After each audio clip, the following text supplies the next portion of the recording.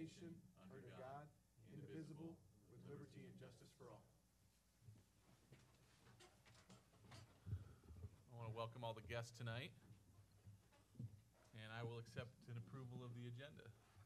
¿Habrá necesidad de traducción al español en esta noche? Gracias. I have some changes first.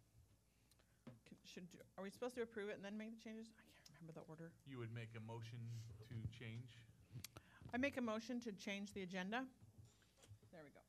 Hold on, I gotta get the notes. I have to make all the right words.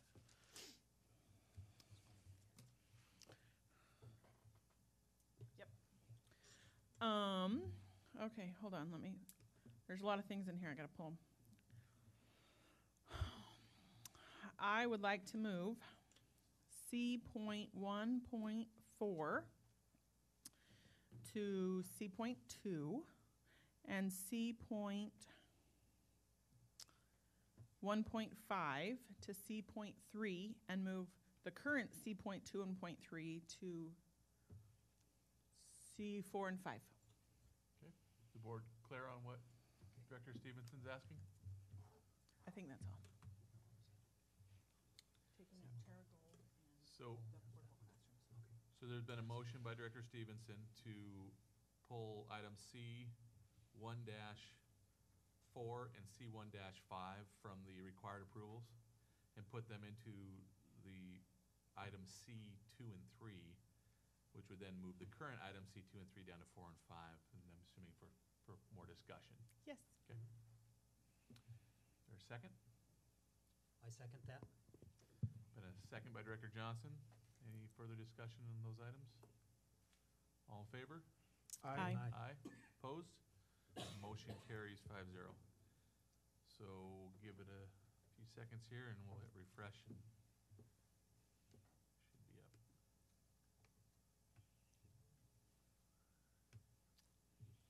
be up. I'm not getting an option to vote if you want to vote for me. All right.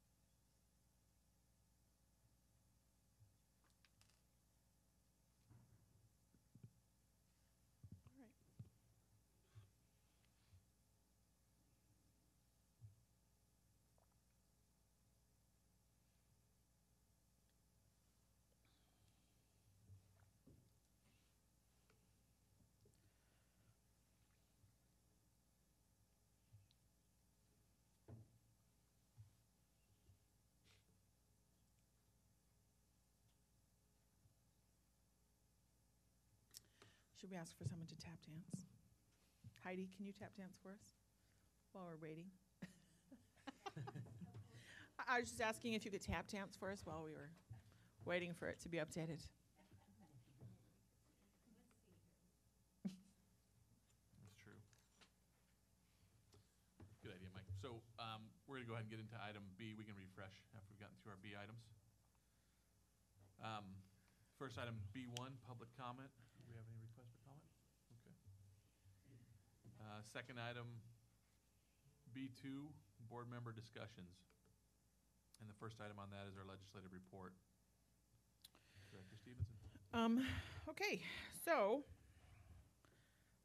legislative report. Hot stuff is happening right now because we're very close to the end of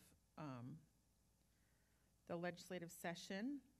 Less than 3 weeks to go. Both the House and the Senate have published their operating and capital budgets. There's still lots of public hearings and votes to come, but a specific thing that has already been voted on is the enrichment levies. And this, I'm trying to find the specifics on how this affects us. Oh dear, where was that at? So I'm taking this from the WASDA legislative update for week 12.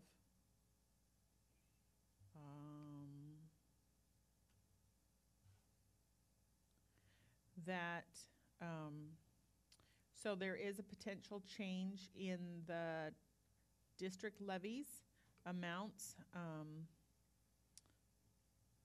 And so that has been approved by both houses. And then still to be voted on, school employee health care benefits. That could dramatically change every district's budgets. Graduation requirements and pathways, that's a big hot topic that still needs to be voted on. SRO and training, school resource officers and trainings. SPED funding, there's been a lot of discussion back and forth and haggling over that one. Social emotional learning is still to come. SCAP, which is school, let's see if I can remember what SCAP stands for. School construction assistance programs. And school safety and well-being, those were just some specific things that that we've been talking about and that applies to us and different things that way. So there's still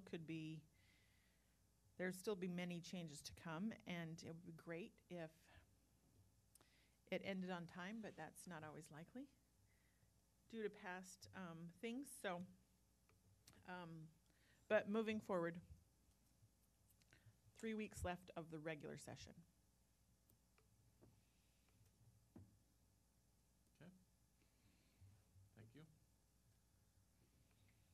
So our next item is board commitments to attend and participate in school graduation ceremonies and scholarship night. I'm going to need some help on dates because I'm not finding them all on the calendar. Scholarship night, do we know? May 14th.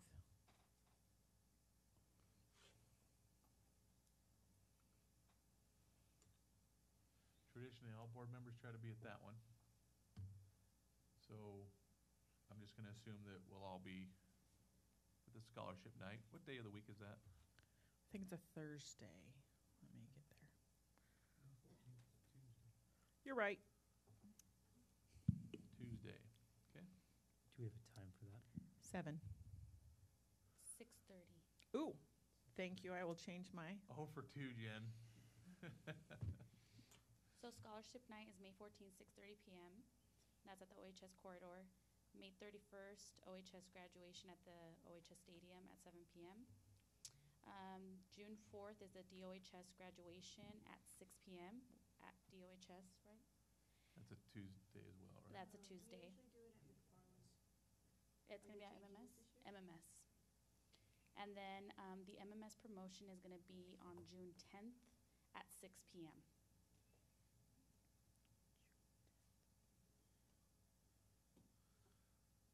Okay, so I'm just going to jump right in and say I'll take promotion this year. I'll take promotion too. Boom, that's always the hardest one to fill. Good job.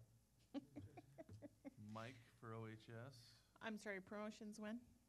June 10th. And what time was that? 6 p.m. Oh, it's in Oh, that's a school board night. If it's at 6. That's got to be missed. Yeah. Huh, so what are we going to do with that?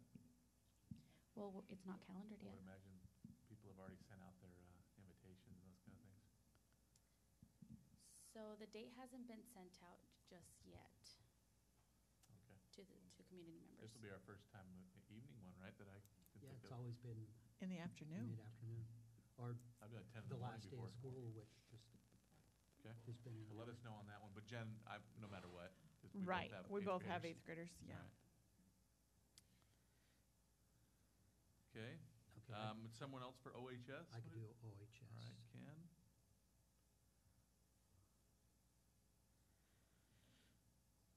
Would you like to do either of those, Tyson, or?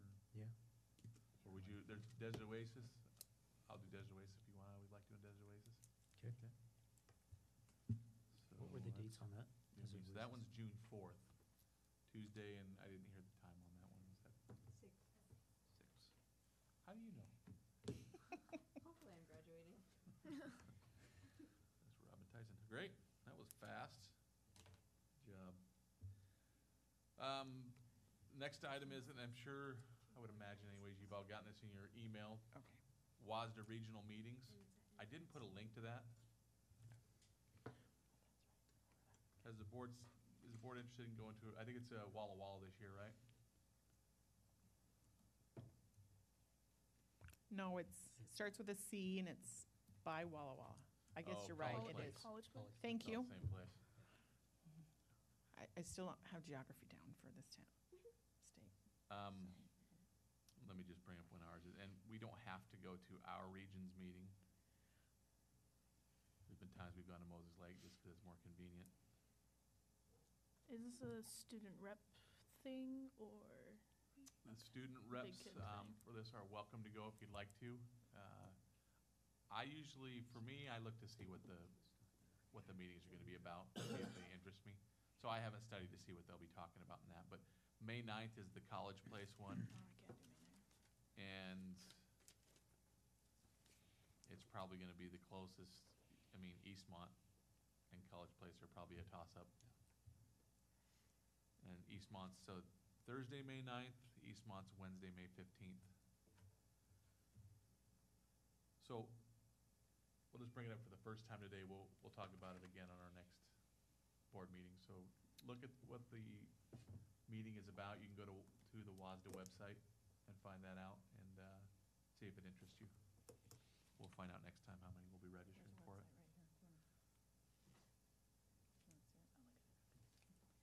Okay? Anything else on that? Anyone discuss that more? Annual retreat agenda.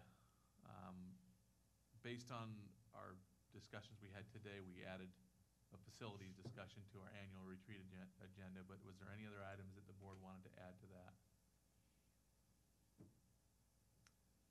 If not, then I'll put some time frames to each one when I set up the agenda. Okay? And then you'll see that I put in the survey questions that will go out to the staff and the community for both the board and superintendent actually on this. So I don't know, I had some comments on these. Okay. Are we actually sending the paragraph to the community that says the board is looking for open and honest feedback about your perspective? Yeah. The last sentence, the board will be looking at the overall perception of the community, from the community or by the community, not of the community, because that would be outsiders looking at the community. Just Okay. thought we want to change a word or two there. How would we like to word that?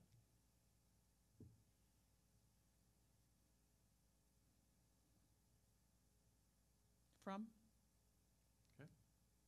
Board good with that? All right. Okay, that was all on this one, unless there's other. You know, I like to read every little line. Then the next one is the board self-evaluation questions. Number 31. Would you want to do the same thing on that, from the school district staff Oh, instead of? I was looking at the next document. Is it the same way on the staff one? Yeah, I think that last sentence is worded Yes. the same way. Yes, then. Okay. Which one were you going to, Jen? The school board self-evaluation. Oh, gotcha. Number 31 on this one. Decisional, it should be decisions. Decisional isn't a word? Those are the words Which that one's I that? make up at meetings.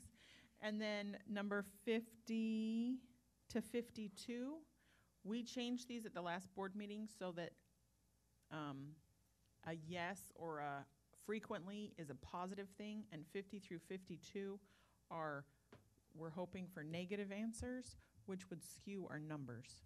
So we need to change 50 to 52, 50, 51, 52 wording so that we are trying to get positive answers instead of trying to get negative answers?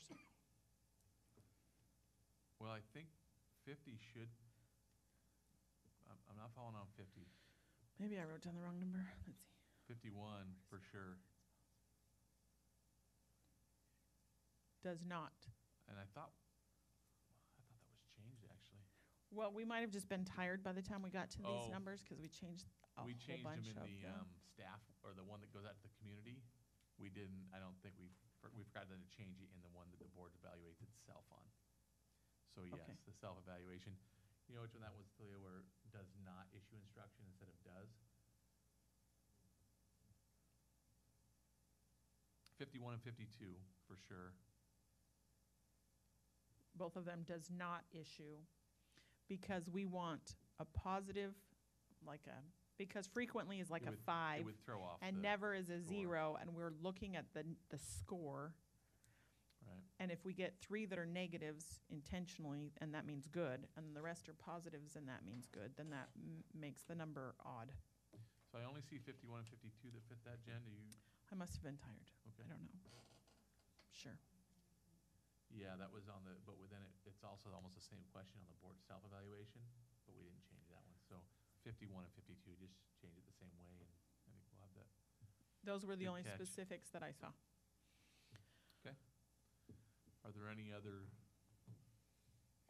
feelings from the board about these survey questions? They're essentially the same as last year and the year before.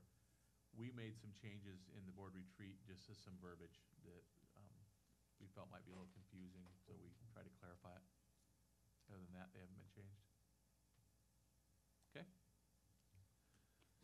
It's not on here, but I just wanted to remind everyone again, if you have not completed your F1 form for PDC, please take care of that. Please do the 15th. Thank you for the reminder. Where do we find that? So if you go to the Washington State Public Disclosure Commission, you'll be doing yours for the first time, so you'll set it up and you'll get a username and password for future years. Okay. But if you just click on the completing an F1 form, Washington State Public. PDC, Public Disclosure Commission. Let me know if you need a direct link. I can forward one. You'll get a reminder after that into your email. So make sure for all these things you use your school district email and you'll get those reminders sent to you. Okay. Are there any other board discussions maybe that I did not think of to put in there? All right, we'll move on to student representative reports.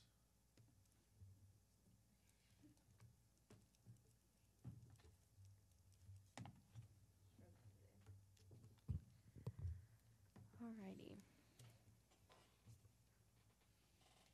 So, coming up, last month we had DOHS conferences.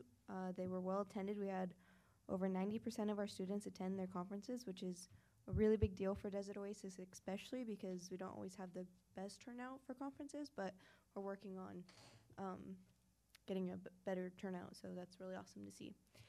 All students who were failing more than 2 classes were placed on a contract during conferences. We are hoping that no one has to go to night school due to their grades. This is our school-wide goal. So our biggest thing now is making sure that we keep students in our daytime program instead of them going to our night school program. So that's really important for us. Our celebration took place on March 29th, and it went very well. 44 students were able to take part in this celebration because they grew 1 grade level or more from fall to spring test. We will be doing our 3rd round of STAR tests this month. Testing. We Day celebration for our leadership class. We have 12 students who will be attending the We event in Tacoma on April 18th because of their service. We will be joining MMS students along with Mr. Tovar and 2 of our ACJC probation officers. This will be the first time Desert Oasis students were a part of this event, thanks to Ms. Nuno. State testing for Desert Oasis students will begin this week, and we will look to improve our scores from last year. I hate tests. We are in the process of having Jordan Chaney, a motivational guest speaker, poet, attend Desert Oasis for an assembly. We are collaborating with CBHA to make this happen.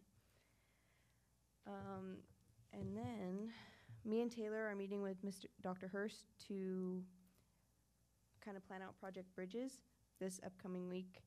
And if you guys have any suggestions for what you'd like to see during Project Bridges, if you want anything changed from past years, please let us know, because we're trying to kind of make it a little bit different than it's been in the past, hopefully. We're also going to work on an email to send to Christian Moore's manager to see if he'll be able to make it out this year, and hopefully not if we can get him next year, because we really, really wanted him to come and speak to our students, because especially around here, we just think he'd be super motivational to everyone around here. So hopefully we can make that happen. Also, I had a question about the surveys. Last meeting we had talked about sending out surveys like they did to the students about like safety stuff. Is there any information that's being sent out prior to that, so people kind of know what they're taking a survey on? You asked the question of Dr. Hurst. To anybody who can answer that. Is it operational? I mean, is it? I guess we just went over that. Being quizzed too soon. Test, this is a test. You're asking about a We love survey the that test. the district sent out, right? Yes. Yeah, so for Dr. Hurst? So what we did, as I shared in the last board meeting, when we sent out all the information, Isabel, we posted it on the website, and we also put the information also in the letters. So there's a big page of all the resources, and then also there was a video that actually had the entire safety forum that the district did. So the instructions were to either look at the resources first or look at the video. Oh. So they could see what we did before they answered the questions. Okay, perfect. Thank you. And my last thing is, it's more of like a personal thing. Do I attend the June meeting, or am I good? I think we'll It's- probably. that's up to We'll the let it board. slide. Yeah? Okay. Perfect. All right, okay, so my turn. That's where we give you a big award, so if you don't want to come, that's cool. She's like, oh, wait, We'll, I'll be there. we'll talk about that when we get to policies. Okay, so for my report, we were just informed that there's around 35 days left for seniors. So that's super exciting, especially for me and like my classes. It's either juniors or it's seniors. So when the seniors leave, I don't really have to do that much to my classes. So we have ACT and SATs are coming up, and there's been a lot of prep in some of the more advanced classes. This is the testing season. We have ESPAs or 3-hour late starts for starting next week and the week after. The ESPAs for the sophomores, I believe, because for the sophomores, and everyone else gets a 3-hour late start, except for a few AP classes, because we're taking AP like practice tests. So we also had conferences, and our conferences were a little different this year. I don't know if you guys were aware of this, but the conferences were that you get, if you have a D or F, then you get to do conferences. If you don't, then you're good and there's really no need. So we also have STAR 360 testing tomorrow. I don't know what round that would be. So, and then we have students are excited about our talent show. That's this Friday. So if anyone would like to attend, I don't know what it is yet, but if you would like to, you don't have to, I can email you that. Cheer tryouts are today and a couple days as well. Band and choir auditions have started for the advanced programs in next year. So I had a couple students came up to me wondering about the new science test juniors are taking. Teachers didn't really give us any information. They just said that the juniors class are taking a new state science test, and we don't know what it is. Do you guys have any information on that? I got to go to one of my son's student-led conferences. Oh. And he asked the teacher about that, and she responded with, you get to take the test to be the what's the right? Guinea pig? I'm trying to, the guinea pigs, No. basically, yes. Perfect. To come up with a score for the state standardized testing to say, this is the number you have to get next year in order to graduate. So it doesn't really matter for us, is what That'll I'm be an hearing. interesting baseline score. Interesting. That was what the teacher responded I don't with. know if I should That tell was my class probably that. a Chris question, But but don't let anyone else I was know. so There's excited no that, motivation. I'm not going to tell the juniors that. They don't watch the board meetings. We're safe. come Okay. on. And I had a student came up to me requesting about seniors purchasing their own parking spot and then decorating it. So they're wondering if that would be possible. We saw it at one of the shows. Yeah. When we were at the Portland show. Are you right? asking the board? Yeah. I don't know. I Is don't that know. operational? Wait, that's operational. That's operational. Dr. Hurst. So what is that Well, something not that only could is be it operational, possible? not appropriate for a board meeting to ask operational questions. Actually, that would be in-house. So that would You can ask your be brought up principal, with though. Mr. Vergara. Okay, I will ask him about That's that. what I was gonna say. So the seniors want to purchase parking spots as a fundraiser? Mm-hmm. Yeah, as like a fundraiser for the class, or if need Or be a it's really, fundraiser. it's a cool idea. Cool. Interesting. I saw it in a video on Facebook, and it's like really cool. That it looks like they had spend the whole day right before school starts decorating their spot, and they park there all year. I thought that was really cool. I just meant that donating the money was cool. Yeah, but you get a parking spot. We were more excited about the decoration part. Okay. Anything else? Did you? Any of you have questions about anything? That was a great question. Doesn't look like it. Thank you for your updates. So we'll move on then. Well, if you haven't already, refresh your screen.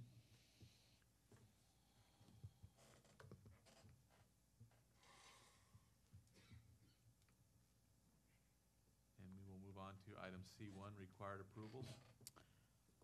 I move that we approve the required approvals. Been a motion by Director Stevenson to approve, Second. second by Director Garza. Discussion? All in favor? Aye. Aye. Opposed? Motion carries 5-0. When do we get to meet Jeanette? She actually will be here on May the 13th, but we can arrange a meeting as we did before. If any of the board of directors would like to have lunch with her, we can arrange a day or a Okay. time. Well, just typically when we do like a vice principal or above, they're here to accept and say something, but I can can just check ask with her schedule because I beforehand. know she's transitioning out of her three districts that she's working with, so I'll check Right. with her. If Perfect. you're available Come back. for a board meeting, it'd be nice to Absolutely. right. welcome Thank her there. you. Okay. Item C2, pulled from required approvals. It's a 2019 Terragold lease. Director Stevenson, you had asked for that to be pulled. So, because I asked questions beforehand, I had concerns that this was the lease that was included, and just got confirmation that the lease that was included was the original, the last lease that they had signed. But on Terragold's letter, they said that they would like an automatic rollover lease each year for planning purposes. I would like this to be, this year be a one-year lease, but to approve the lease, a one-year lease, and then we have different requirements on the next time it goes out to bid. The bid will have specific requests or minimums or, I don't know, some things. I'm not sure I understand what you're asking.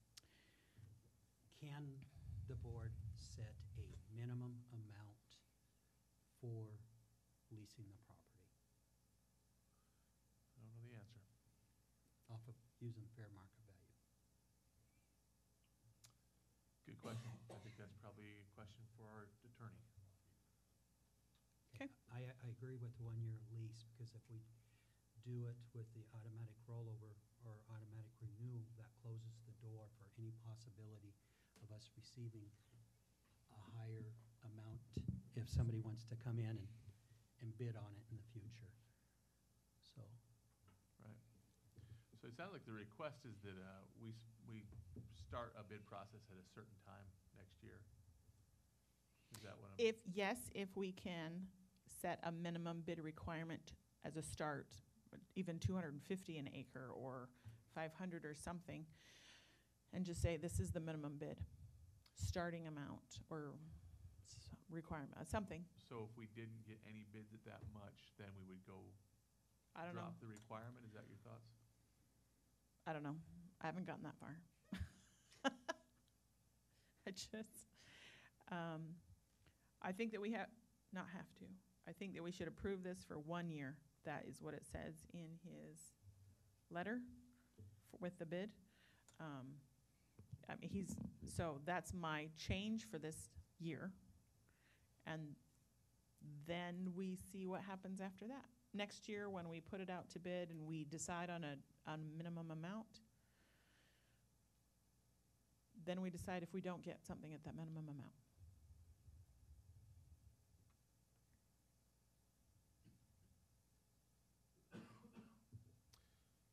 So this current lease that we're looking to approve is 1 year, right? He has asked for a rolling consecutive. Yeah, I saw his letter, but what does the lease say? The lease is the original lease from Boda 2 years ago. So he just included that in there.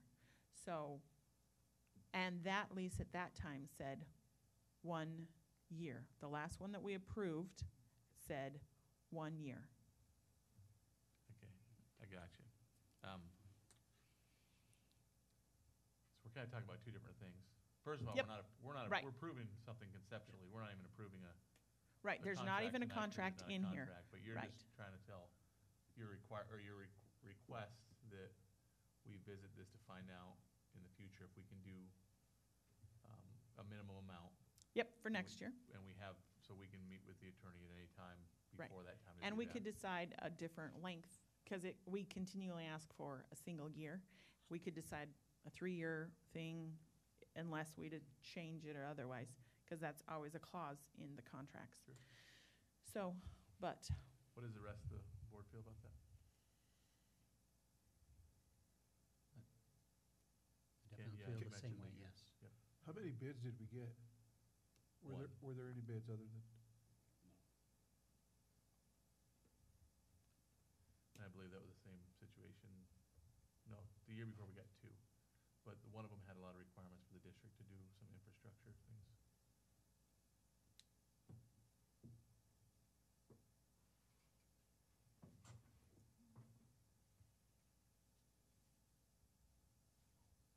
This isn't a vote, this is just a consensus, so we know how to move, I know what to do moving forward.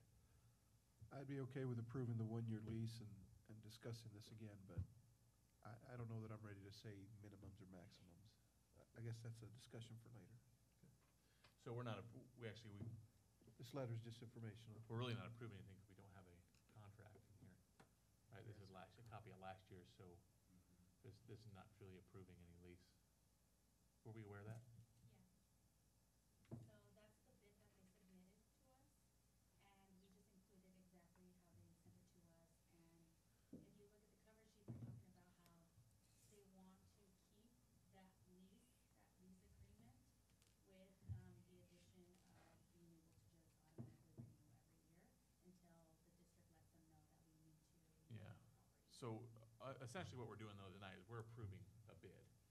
We're not approving a contract. So the way we want to word this is that TerraGold bid, this would be a bid approval. So the board tonight would be approving the bid, and then the details of the contract we would approve at our next board meeting. Okay. Right. And then we'll have further discussion. What do you think, Tyson? Yeah. What are your thoughts on it? Yeah, I'd go with that. Okay. Okay, so item C2 is really now we have a motion, if we can have a motion to approve the bid, that we'd be honoring this one bid that we got for this from TerraGold Lease. So I make the motion that we accept the bid from Terra Gold for the year 2019. With the exception of? We're just accepting a bid. Okay, The contract will be written up based on gotcha. Okay. what the board has said that they agree with, yeah, Second, but duly noted. So motion by Director Johnson to approve, second by Director Stevenson. Any further discussion? All in favor? Aye. Opposed? Motion carries 5-0. So just for future and for public, let's make sure we get the wording. can you changed talk on that into your PDF. mic, please? We need to change the wording for the PDF and for the agenda item. So that when we look it up later, we know we just approved a bid. Or accepted a bid. Item C3, portable classrooms for the 1920 school year. This is a need and recommendation that came from Dr. Hurson's staff, so I'll hand that off to him. Go over that. So we're gonna let Greg and Pete speak about the portables.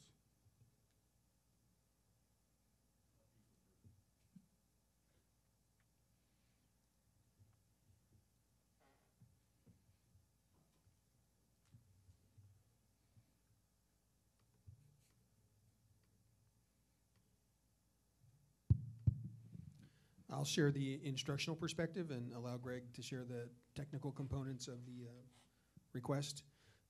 We asked our site principals and their assistants and their teams to evaluate the current K-6 reality, the impact that move in the system had to their facilities, to their students, and to their staff. Then we asked them to let us know what would create a better student flow, better staff experience, and improved opportunities for our students. Their recommendation was what is before you today, placement of a double portable at Wahitas, one over at Hiawatha, and then the addition of another classroom replacement of a single portable at Ludakaga. And so that was been driven by the instructional vision and requests from the site principals. I'm sorry, you said a single classroom, not a double classroom portable at? There's currently a single portable at Ludakaga. Okay. And the intent is to, we've requested an assessment of that facility for either demolition or surplus. It's well beyond 30 years old, and we believe that site placement would allow for a double portable in place of that single. Okay, so we're adding only one more classroom, but taking one out and putting in a double? Correct. Okay, just to confirm. And then Scootney is not on this list because the principal deemed it not essential. The site principal, along with the leadership team, would Okay. look at the facilities that are there, the flow of students, and the instructional programming. Okay, And they are, in their estimation, they were able to make the adjustments and feel like they'd be okay with the. There's also movement of at least one classroom from Scootney to another site. We had an additional kindergarten classroom there this year that we'll be moving on. okay, just wanted to confirm those things. Thank you. On that part. And then I'm here for technical questions, if you have any. So I asked this question before in an earlier meeting, just to confirm, can you pull up that document, whatever it's called? Thingy. So the 3-year lease cost is for all 3 portables, $61,000 for all 3 per year? For one. Okay, for 1, 2. And then Wait, for one over a 3-year period. Yes. 1 2-room classroom, 1 portable, I'm sorry, 1 modular. Right, table indicates pricing for one 28 by 64 foot, 2 classroom modular building with ADA restrooms. Okay. For 3 years. Perfect. And then you're asking us, instead of leasing, to purchase these. I just want to verify that that's what you're asking. Yes. Okay.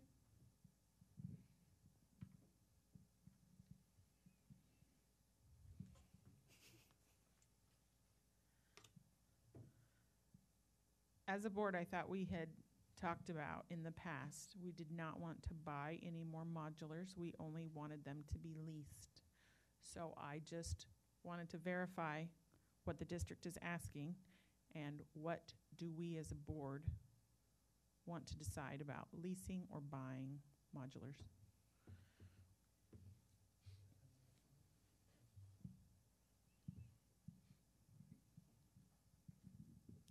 I believe as the document reads, if you scroll down to the recommendation at the bottom of it, it's consistent with what was presented last year, which is the recommendation of the acquisition of 3 portables. Whether or not that's a lease or a purchase, the recommendation is not coming from the district.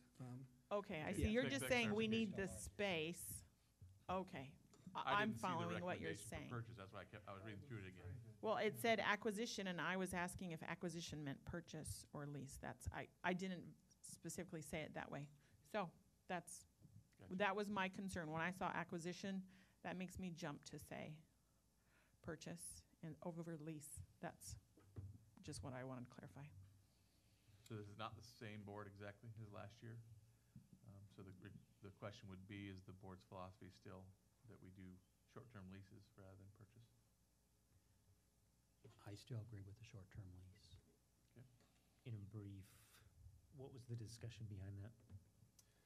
When you put a permanent temporary classroom, it's not temporary, it stays. I mean, if you look at how long we've had, to just mention Ludacaga's got one that's well over 30 years old. Right.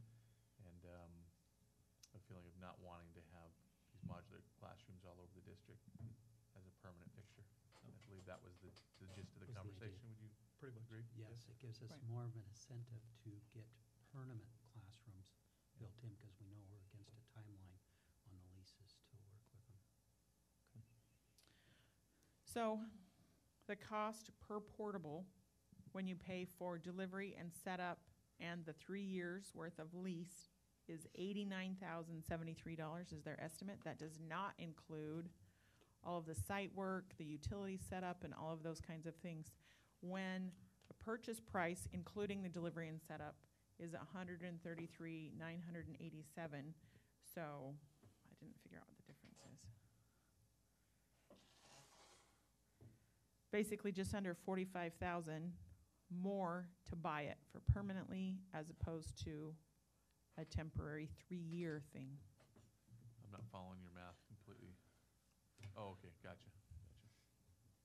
Yeah, that's, So 90,000 per portable for 3 years, as opposed to 134,000 per portable forever.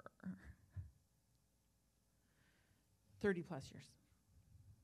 But if we ever moved or had to move that portable, wasn't the estimates pretty close to $50,000 a unit to move those portables?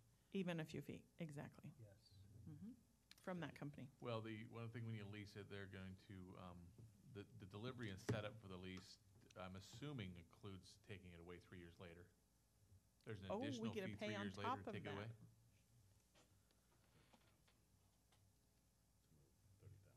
No.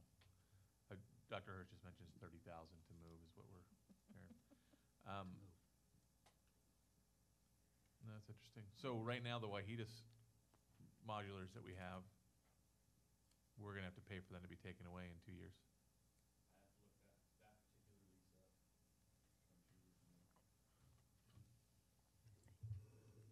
So if you're renting it for 3 years, can't you just renew the lease for another 3 years? So you wouldn't have to, put it there. Yeah, if we did that, then it would definitely be smarter to buy it. I would Yeah. think. Well, okay, so I'm just gonna throw this out there. I understand the philosophy, I understand where you're coming from, Jen. I'm a numbers guy, you know that. I Right. understand the philosophy of not wanting anything permanent. We could, through policy, as a board, require that portables or modulars do not stay on a site for longer than a certain amount of time, and then they get hauled away. Whether we sell them through surplus, move them to another location or whatever, we could do that as a board. Right? Part of it, though, is right now, coming up with a lot of cash compared to we can pay. Are these yearly lease payments, or do we pay it all up front? We pay monthly lease payments that are easier to budget, so that's something to keep in mind as well. we're looking at, you know, $400-some thousand to have to come up with now, or I think based on what Greg said earlier, we're looking at about $5,000 a month for a lease of 3, 5 to 5,500. But we will have to come up with 90,000 to 100 for delivery and setup on 3. On top of the site costs and all of that prep work as well, which would have to happen either way, but. And ain't a lease, it could come out of the general fund budget, but if we did purchase, it would have to come out of a capital It would. facilities budget. And in our which- case, I think we'd have to transfer money to capital projects in order to make it happen.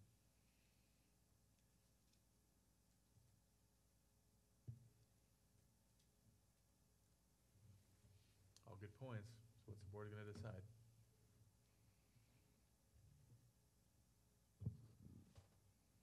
How many units are they requesting? 3? 3.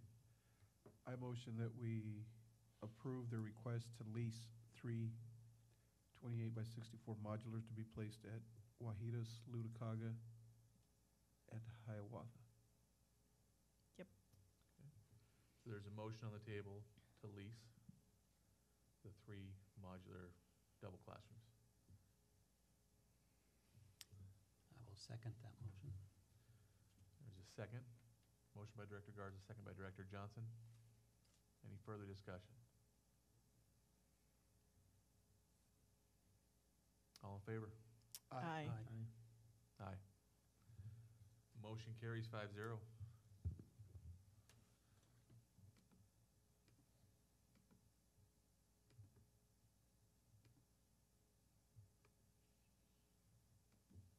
We will move on to item C4, Plan of Reapportionment of Director Districts. So we had our public hearing 2 weeks ago, as you know, and we didn't have any questions on that. The board didn't ask any questions on that either, but I've heard that there's some questions, so those are things we should ask now. We do have representatives that are here to answer some of the questions that we have. So I guess we'll just start with whoever has the first question regarding the reapportionment. And first of all, thank you all for coming. Actually, maybe all of you come up, if you can, to the table here and introduce yourselves. And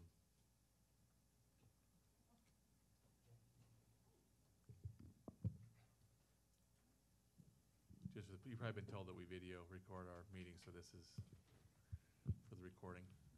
And hopefully that mic is on. Sometimes it. Probably not. No. You have to push the button for a long time. There we go.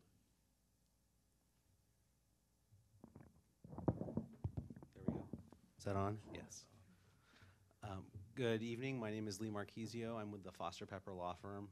Pleasure to be here. We've been helping you all out, helping Dr. Hurst and Ms. Lemus out with the plan of reapportionment and with the election. And as you know, today you have a draft plan before you. Prior to that, the district's voters approved a reapportionment of the district from 4 director districts to 3 and 2 at large, so 4 with 1 at large and now 3 with 2. And I'm happy to give you a little more background on that, but I think the materials you've had before you and the whole process, it's probably been fairly thorough, but just let us know if you'd like additional background or any specific questions. I'd be happy to answer. And I'm Heidi Hunt, and I'm your county auditor, and we administer elections through our office, so I would be able to answer any questions you have about the elected positions. Don't look at me. I am Jackie Laird, and I'm the Adams County Elections Administrator. All right. Thank you all for coming. Okay. Who wants to go first? I'll start it off. Okay, the numbers that were used, or the population counts, I understand, were from the 2010 federal census.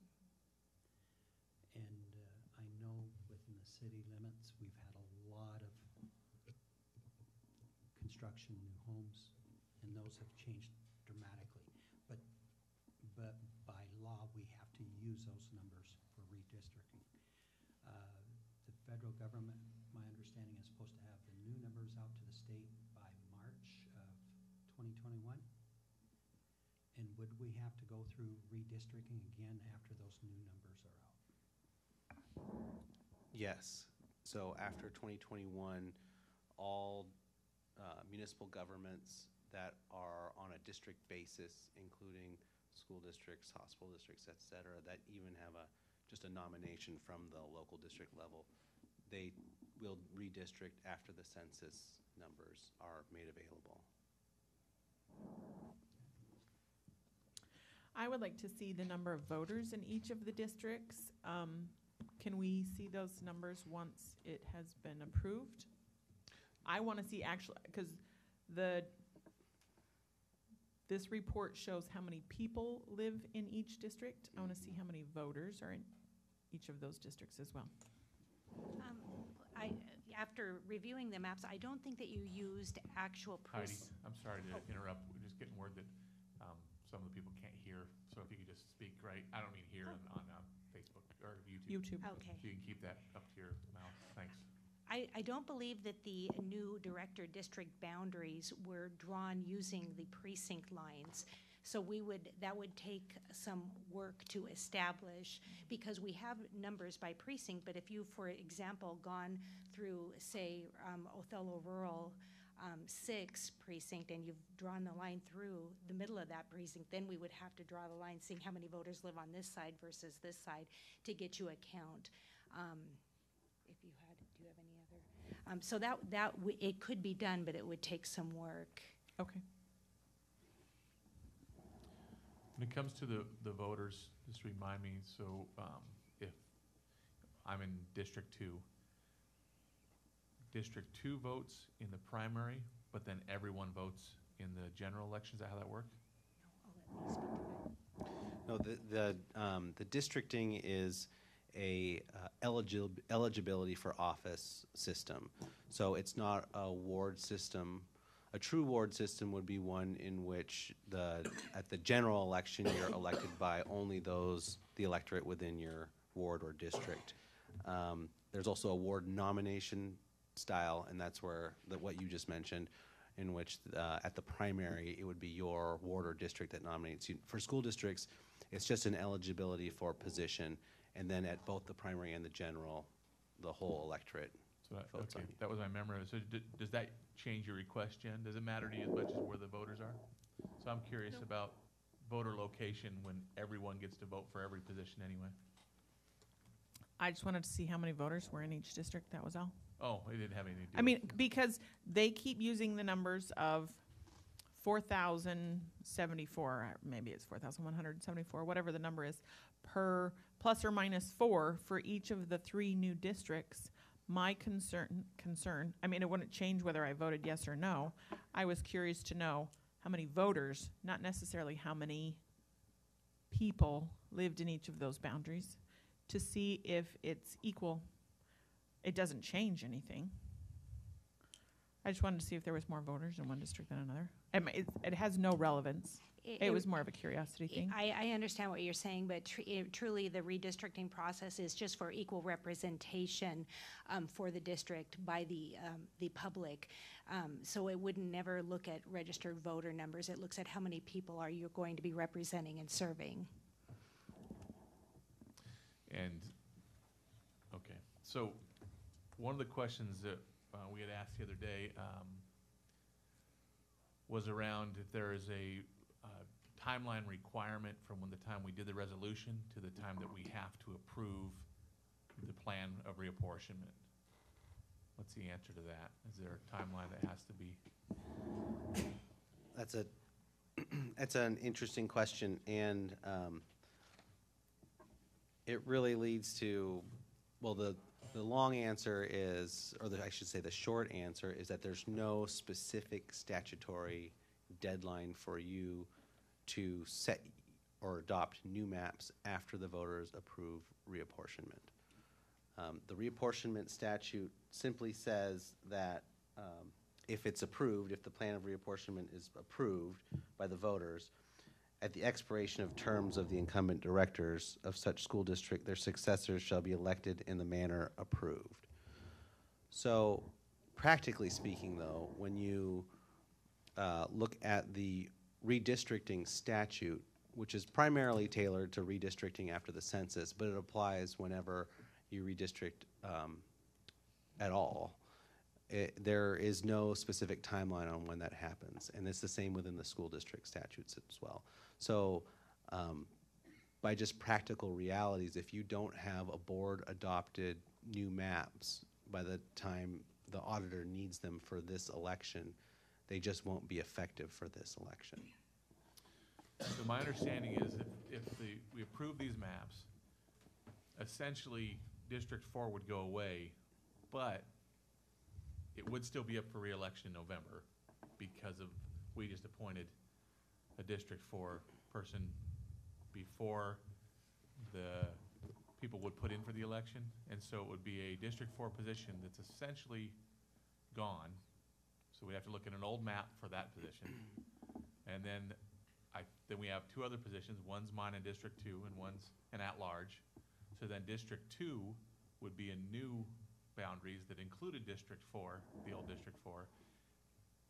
Whereas if we just didn't approve, this election would go on just like it would have if we would not have recommended the new at-large position. But then if it was done before the next election 2 years later, then that would have a new at-large position in that. Correct. There's a couple clarifying points. One is that regardless of whether or not you approve the plan tonight, you're correct. District 4 becomes at-large only in 2021. So that's correct.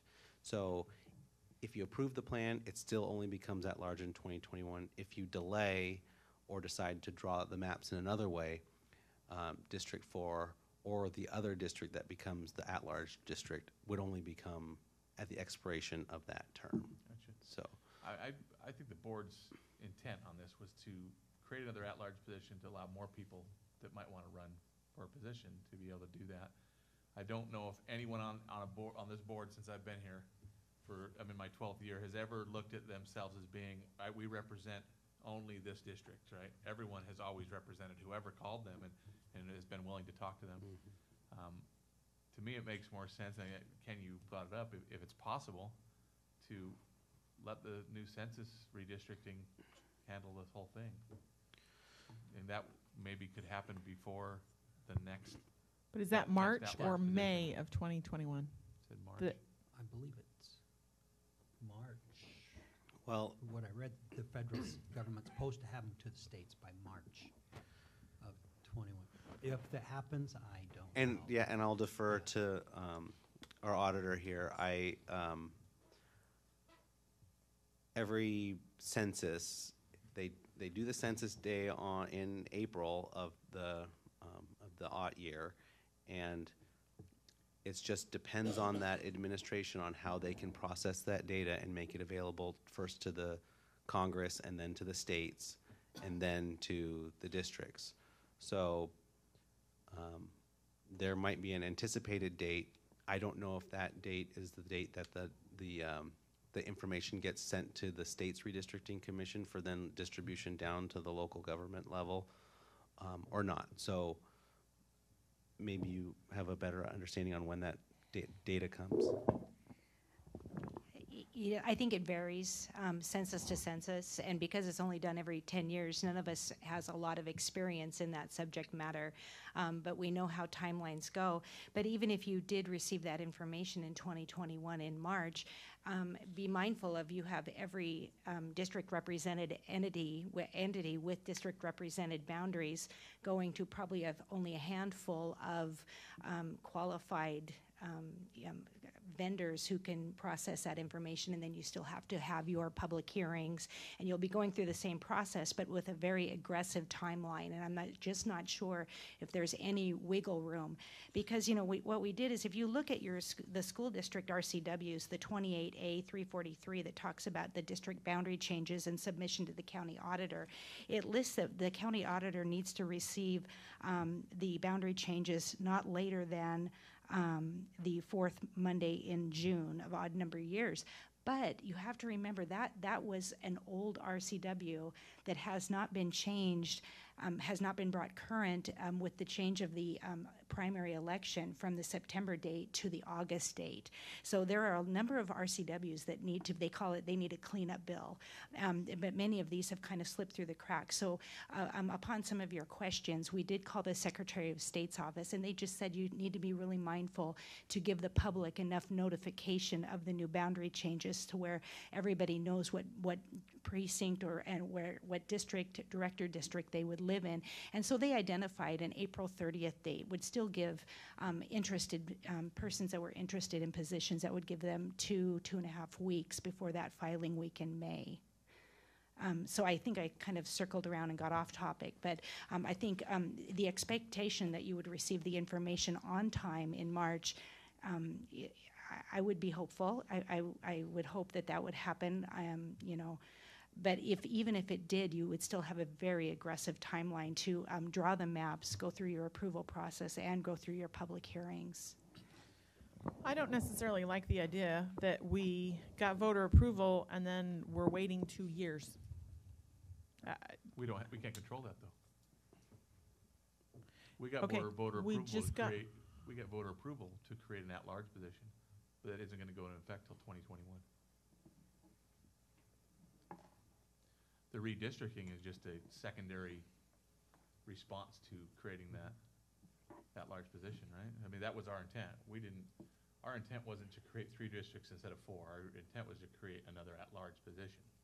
Okay. Would you Right. agree? Yes. So that, I mean, honestly, it doesn't matter to me either way, but it seems to me that it's going to be confusing for people who want to run for District 4, having to figure out, wait, which map do I look at here? Whereas if it was just left alone, it's the same districts it was before, 4 years ago when ours came up, and then 2 years ago when District 4 was up. But I'm okay with either way. I guess I've got 3 little scenarios here. One is that we've got the current plan where District 2 is redrawn this year. The at-large position stays the same, and then District 4 is up for its the interim position, the 2-year interim unexpired term. If you adopt this plan for the next election in 2 years, the only difference is that District 2 will not be redrawn. The maps will not be effective until 2023. So, which would coincide with redistricting after the census. So that's the only difference for delaying adoption of the plan. If you adopted it now, District 2 is going to be redrawn again after the census. If we adopt it later, District 2 will be redrawn once. Well, if you adopt it, For an election, it will be redrawn twice, but there won't be 2 elections cycles. Correct. Follow me? Correct. Yep, that's correct. Okay, so that was scenario 1. You have 3. Yes, the third scenario was the census one, and if you reapportion after the census, but the census data is not available in time for the 2021 election, then you would have District 1 and District 3 not have redrawn maps effective until 2025. And the District 2 map would be effective in 2023. And then, of course, position 4 and 5 would be at large at that time. But if you did no plan adoption until after the census, there's a chance, if the data is not available, that District 1 and 3 would not be redistricted until 2025. How about the option of if we find out the census information is not back, then we go ahead and we approve the one that was already done from the 2010 census? Yes. So that something is effective for the 2023? For the at-large position is what you're saying. 2021 school year, I'm sorry. For the at-large position is what you're saying? To make sure that at-large position happens, that was our intent. Would that? Yeah, I don't see a problem with that. So we could wait through March and see, does it look like the census information's coming out? And if it doesn't look like it happens, we could be here at the same time. And go with these maps. How are we going to write that down, that that's what we're going to do so that we remember that in 2 years? I'm not going to remember that. I'm going to put it in my phone right now. It's going to alert me. Give you an alarm? 2 hours before. Okay. No, I mean, I think there's a way that we can make sure that we do it. Can we write a policy about that? I'm sure we can. So, but you're saying March of 2021 would be the hope. Receiving that information. I think there's gonna be some confusion to people running. There's some confusion every. no matter what. Yes, this is just a That's why I say weird it doesn't matter that much to me, but Do you have more questions, Ken? No, I think they've all been answered. Okay. I think that is at least a question that we've been looking at, is if adoption of the new District 2, setting the oddities aside, if it's not that impactful really for the board, it is easy just to take action on it and be done with the whole process until the census data is out. On the other hand, it's also equally, one would argue, easy to say, because there are no practical differences for this cycle, we can wait and proceed as our board president just indicated, and irrespective of that delay, District 4 will become at large in 2021 in any case, which is what was voted on. It's all about how you want to discuss that with your folks. any other questions? And there will be conversation you'll be hearing all about the census data. It won't be like, well, here's March and where is it? You'll be hearing, things are running a long time, things are not, we may even get it ahead of time. It just depends. Like I said, when it only is done every 10 years, nobody really remembers from census to census. And I know there's a special filing period in a situation where nobody puts in, right? In a situation like that, would they say, well, the census came out late, so now we're going to, instead of doing a May filing period, we're going to do a later filing period? Because of new boundaries? Have you ever heard of that happening? no, I've never seen that when new districts are formed. I have seen that, but I haven't seen anything with changes in boundaries.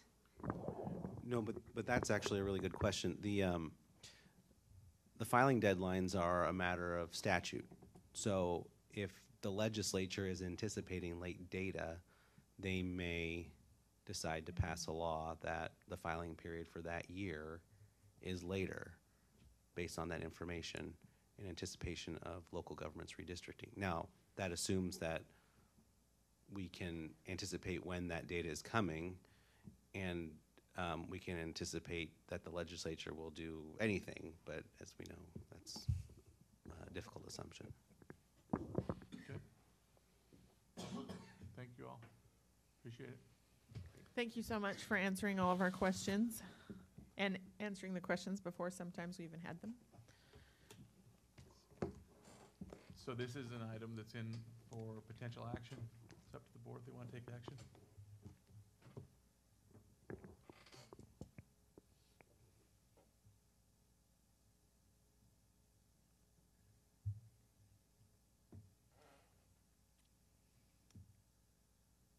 Am I reading that this is going to die for lack of a motion?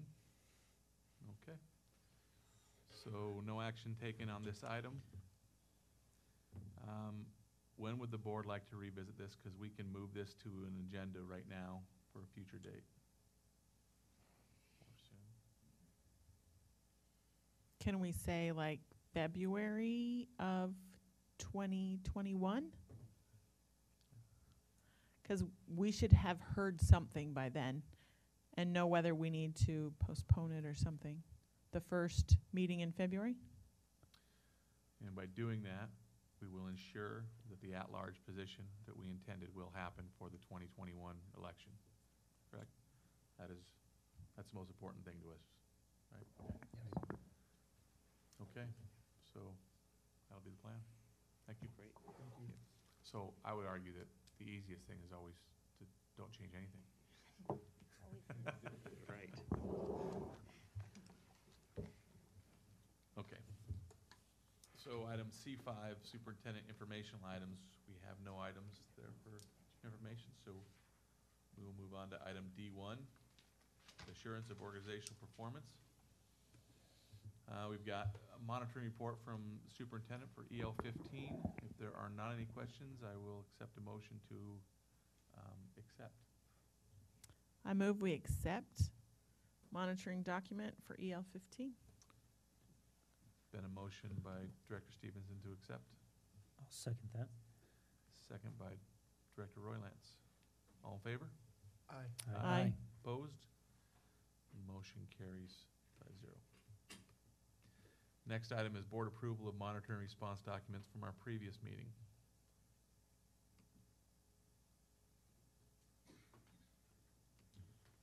I move that we accept EL 12 monitoring response, EL 16 monitoring response, GP 5 monitoring response, and GP 6 monitoring response. Got a motion by Director Johnson to accept all 4 monitoring response documents. Second. Actually, this would be an approval because they're written based on our comments. So this would be approval, not an acceptance. Are we clear on that? Okay. And a second for the approval, so second by Director Garza. All in favor? Aye. Aye. Aye. Opposed? Motion carries 5-0. Item E1, policy review. So we have the 4 items that were in there from our last meeting that were monitored. I move we accept, Oh, wait, before I'm I do that. sorry. There Sorry. might, from a housekeeping point of view, and there's some calendar revisions in there as well. That was all from last meeting. Then there are 2 that are involved with GP 14 that are new written ones and revised. Go ahead, Jen. I move that we approve EL 16, GP 5, and GP 6. Approve. Okay, there's been a motion to approve item E12, E13, and E14. We don't want to vote on this one digitally though because it'll try to push us on. Second? Second. Second by Director Garza. All in favor? Aye. Aye. Aye. Opposed? Motion carries 5-0. So we have EL 12, GP 7.1, GP 14.1, and GP 14.1.1. Start with EL 12. If you open that up, you'll see side-by-side comparison.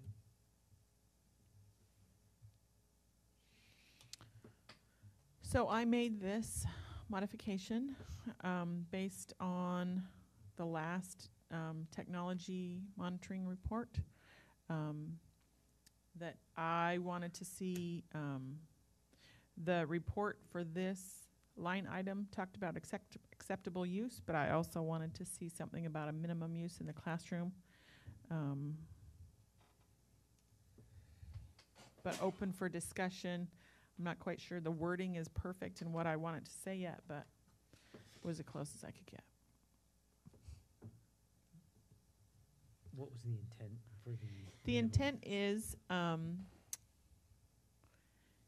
I know that there are still classrooms that do not use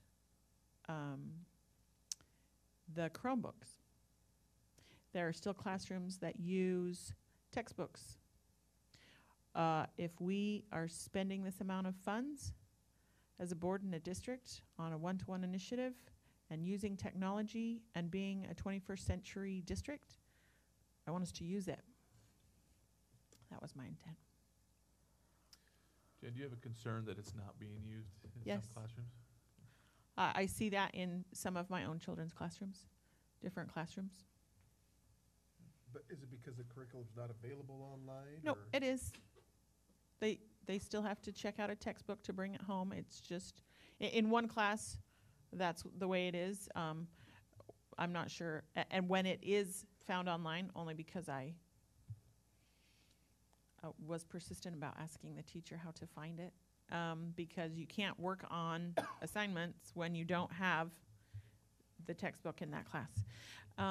Other ones that, and by admittance with some teachers, they don't like technology, they don't understand technology, they don't use it, even after multiple trainings have been taken place or attempted.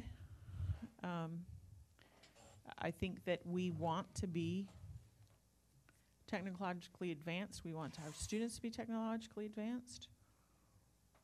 Therefore, we need to use the technology. I have a question, just to clarify. You don't want textbooks used at all in classrooms anymore? Or- Most textbooks are available online. Right. But that's not being used that way in all classrooms. I've 4 kids in 4 different buildings, and I get that every classroom is different, every teacher and style is different, but it's like we have light. Why aren't we turning the lights on in the classroom? We can turn the lights on. Mm-hmm. Let's use the light bulbs. From like my perspective, I know I would much prefer learning out of a textbook rather than a laptop, just because sometimes it's easier for me to understand the information instead of reading it and having to scroll. So maybe some of the students in that class aren't getting it on the computer, and that's why she's opting for, or he is opting for the textbook, and that's just my take on it. Ability is different than it not being used because of a person's fear, opinion on a technology. teacher's fear. Right. Okay. Oh, I see that. Yeah. So having the option, I'm totally fine with that. Yes, I agree. But that's their only option. I'm not, that's where Oh, I see. Okay, I was just a little confused. right. So I see. It's like they're not giving the option for. To have the technology Okay. side, Okay. that's where my concerns are. Yep. Oh. I see.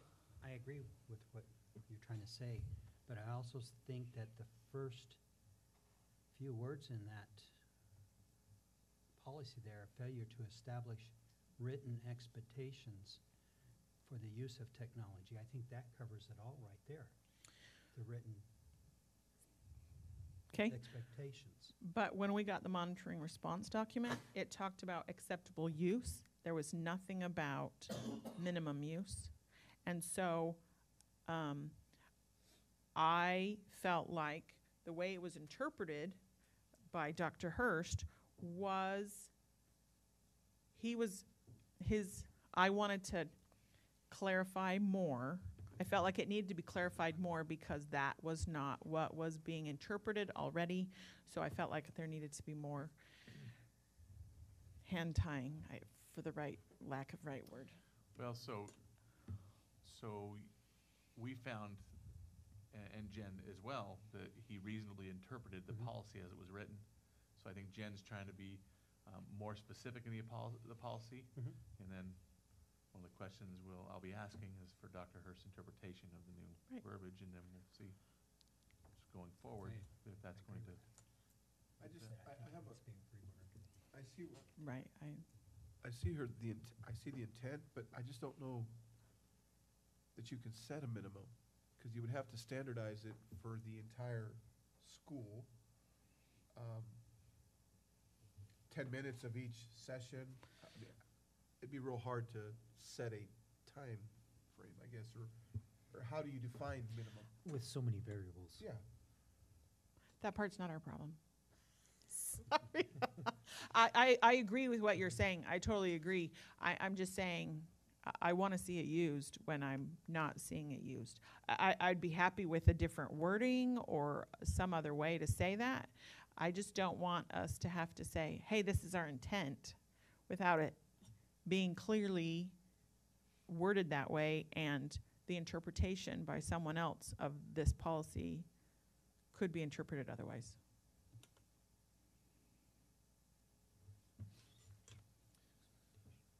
So I think maybe we could play with the wording, Jen, but I think it describes the intent personally. So I would say just leave it. If the board's ready, I would like to ask Dr. Hurst's interpretation, because it says, obviously, Mike, and it sounds like you too, is Tyson, it might be difficult to come up with a minimum, but maybe Dr. Hurst already has an idea of what that would look like, and it's not as complicated as we think it might be. Well, I think we are all probably pondering this, including Rigo. I think I was stuck also on the whole minimum use and how do you really quantify that. I think even as I'm sitting here, technology has to be more than just the laptop or the Chromebook. I think we have to include STEM activities, PBL, and then I wrote down some other things, makerspace, thinkerspace. So I think if the whole idea is to make sure that our students are using technology, and I think that's the gist of what I captured of what you're saying, not necessarily a minimum use, but that they're using technology. So it's up to the district to define what is that technology besides just a laptop or a Chromebook. So other sources of technology as defined in our instructional vision. And I think we can do that without getting stuck on the word minimum. So ensuring that our students are using technology across the board. That's how I interpret it. It does say technology systems. So this, I'm going to come back to the first year that this was in place, our first monitoring report. And it was worded just like that. A failure to establish expectations. Written was not in there at the time. A failure to establish expectation for use of technology by staff and students. And the monitoring document said, we expect technology will be used by staff and students.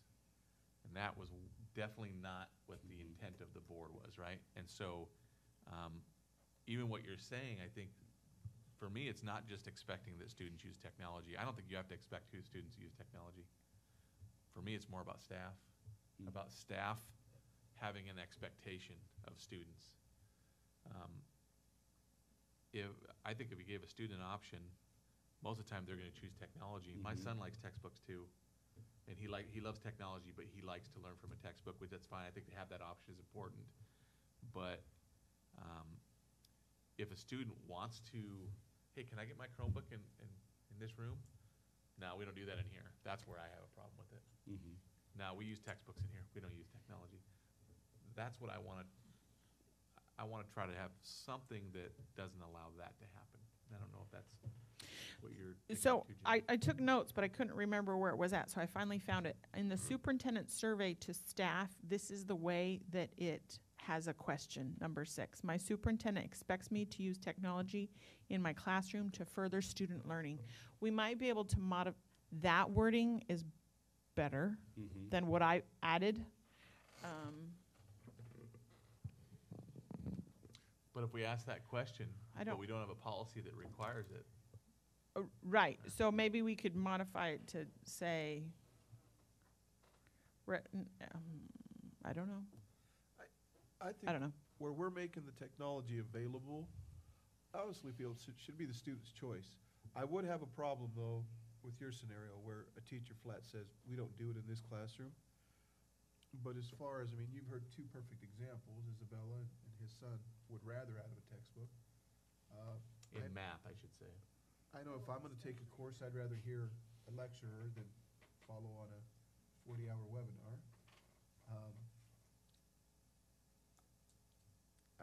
I'm of the opinion, like, I think the overarching statement at the beginning encompasses, Dr. Hurst has identified his understanding or his interpretation as technology not just being the Chromebook, which is the issue at hand now. I think we should just leave it, honestly. I think we should keep in mind that it's not our job to determine how much is going to be that minimum use. That's operational, but up to Dr. Hurst to let us know what that would be. I mean, bottom line is, based on this, Dr. Hurst could say, I expect you to at least use a calculator. And that would be reasonable interpretation of the policy as is written in the new one, even. Obviously, that's not our intent, right? But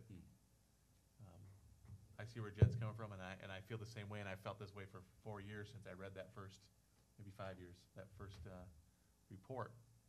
But we've had this discussion before, Mike, right? It's a difficult one because some people have more comfort with technology than others. But like you said, we're making the investment as a community in the technology, and I would hope we want to make sure it's being utilized.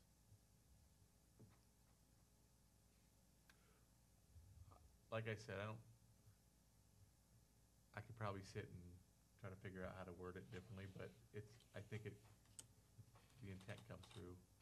It's just a matter if the board feels that the verbiage is necessary.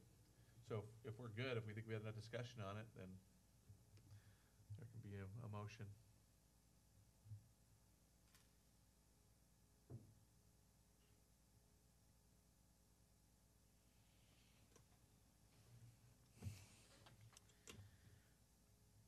I think I want to word it better before we vote. Okay, so is desire to leave this in there for next board meeting? Sure. Yeah, Yes. there'll probably be a modification, but yeah. Okay. We don't need a motion for that. All right, then we'll move on to item GP 7.1. Could we just get an update on the changes? Are they in red? Maybe I'll see them easier. I think there was 3 dates that were clarified, right? Oh, here we go. So April got changed to the 10th, which is in a couple days, for the scholarships chosen for board scholarships. And we're just The- meeting there, right? What's that? We're just meeting at the high school? Yeah. The student rep interviews changed it to be decided. And then the Thursday PAC meeting was added for the 18th, 6:30.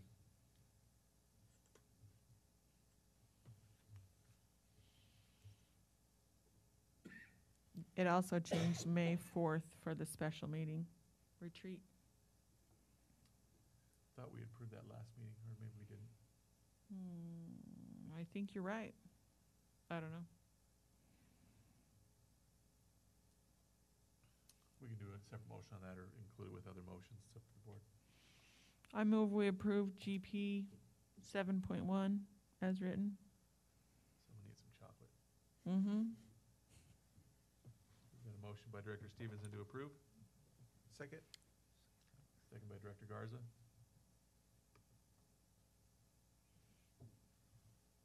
All in favor? Aye. Aye. Motion carries 5-0. Next item, GP 14.1. All right, so this was, I hope the board took the time to read through this, because this is a little extensive. Director Stevenson and I You did. decided to relook at our purpose of our student reps, and maybe not purpose, we left the purpose alone. We wanted to relook at the expectations and requirements for consideration. So some things that were added into this were GPA requirements. So we put, and we didn't put high requirements, but we put at least a 2.0 GPA, no failing grades, and then we put in attendance data will also be considered. We talked about attendance, because that's a big thing that's one of Dr. Hurst's issues is attendance, and a big focus for him. But we also know there's individual consideration. Like just for instance, someone gets in a car accident and misses 3 weeks of school because of injury, should that disqualify them? So we just put in their attendance data will also be considered, okay? Attendance of a policy governance training administered by the board or a board-approved presenter. So just like we did tonight, the requirement would be anyone who wants to apply would have to attend a training. And then completed application and essay and on time for interview by school board. So those are the requirements. I wonder if we should change, I don't want it to be a 2.0 GPA cumulative. That wasn't right, the right word. Cumulative. Thank you. But for each quarter that they're in, semester, sure. You didn't want a cumulative? You want a minimum then? Maintenance of a 2.0? I want each semester that they're in to be able to hit a 2.0 or above. Yeah, so So a a minimum minimum. 2.0 GPA during their high school career. No? Because then that's a cumulative. No, that's a minimum. So if you got a 1.9 one semester and a 2.1 the next semester, that averages to a 2.0, that's a cumulative. But 1.9 goes below it, so you Okay, don't qualify. you're right, but cumulative would be over the length of their career in high school. Yeah. You're saying a 1.9 one time and a 2.1 another while they're on the board. I want each semester. Whatever to make it so that what I'm saying is, yeah, the way, however you need to word that. 2.0 each semester For like their term, for their term, which would be 1 year. or however the terms are. During, or are you talking about even before? Both. I don't know how to say that. So I don't know, I think that saying a minimum of a 2.0 GPA prior to and during their term would make it so you can't get below a 2.0. Am I right on that?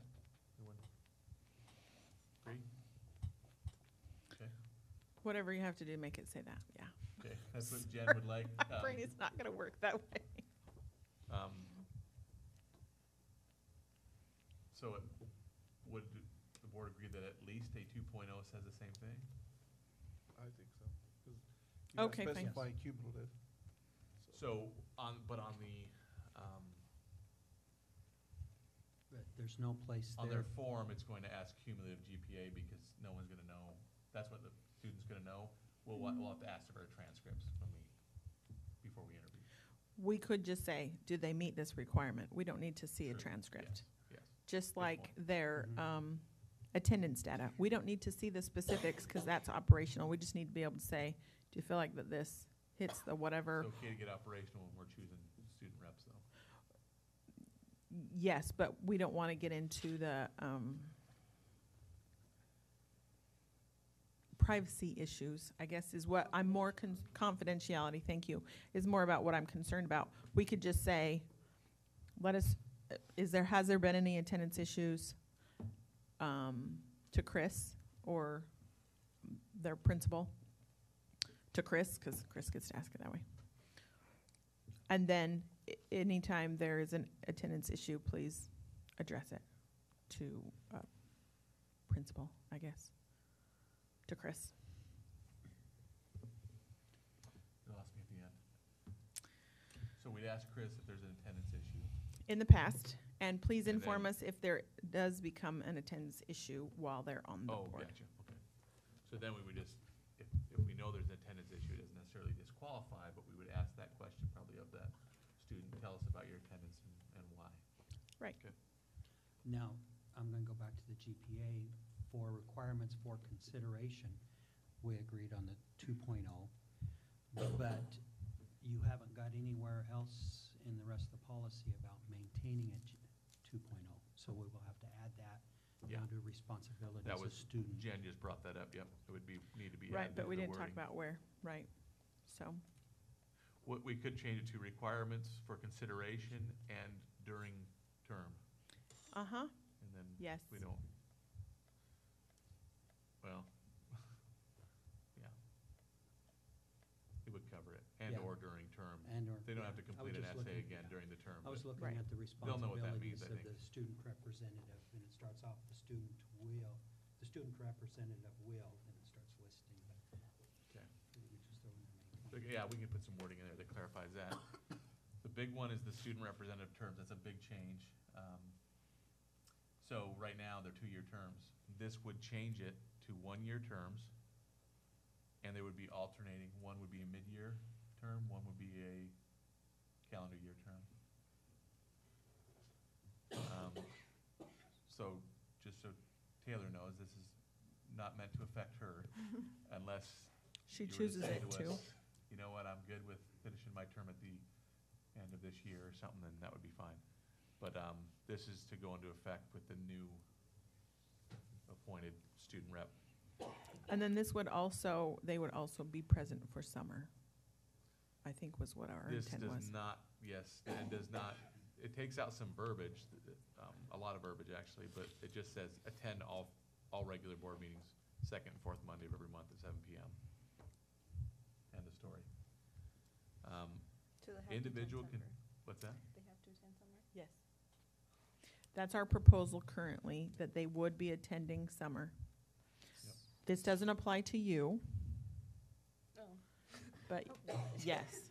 So if I do end up choosing the the mid-year, whatever. If that is an option for me, if I could choose that to where my term would be over in December, then am I, like, do I need to be like ready for summer, or is that just the July 1st one?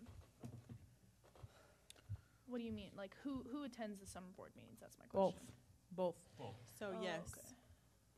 okay. And Well, so keep it in mind, the expectations are gonna be the same as all board member expectations. Mhm. Sometimes board members go on vacation, right? Yeah. And they miss a meeting.